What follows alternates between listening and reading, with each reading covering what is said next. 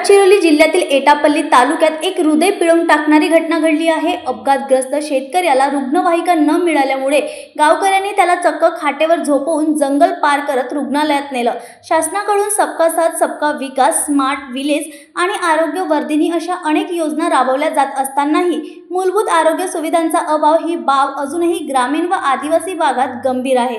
ही घटना केवळ दुर्लक्षिततेची नाही तर आदिवासी जनतेच्या जीवन मूल्यांकडे दुर्लक्ष केल्याचं एक दुःखद चित्र समोर आणणारी आहे।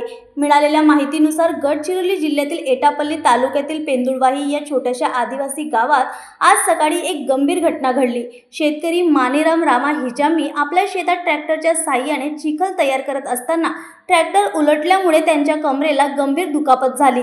ग्रामस्थांनी तातडीने रुग्णवाहिकेसाठी संपर्क केला, मात्र जारावंडी प्राथमिक आरोग्य केंद्रात एकही रुग्णवाहिका उपलब्ध नव्हती। पर्याय नसल्याने ग्रामस्थांनी त्याला खाटेवर झोपवून जंगलमय रस्त्याने 3 किलोमीटर अंतर पार करत कसूरवाही गावात नेलं। तिथून वाहनांना जारावंडी रुग्णालयात व नंतर गडचिरोली सामान्य रुग्णालयात हलविण्यात आलं असून ही घटना शासनाच्या स्मार्ट विलेज, आरोग्य वर्धिनी सेवा आणि डिजिटल इंडिया यासारख्या योजनांवर प्रश्नचिन्ह निर्माण करते। ग्रामस्थांनी संताप व्यक्त करत जारावंडी आरोग्य केंद्रात कायमस्वरूपी रुग्णवाहिका उपलब्ध करून देण्याची मागणी यावेळी केली आहे। या घटनेवरून स्पष्ट होतं की विकासाच्या मोठमोठ्या घोषणा केल्या जात असल्या तरी जमिनीवरच्या मूलभूत गरजा आजही पूर्ण झालेल्या नाहीत। न्यूज एक्सप्रेससाठी गडचिरोलीवरून संवाददाताची रिपोर्ट।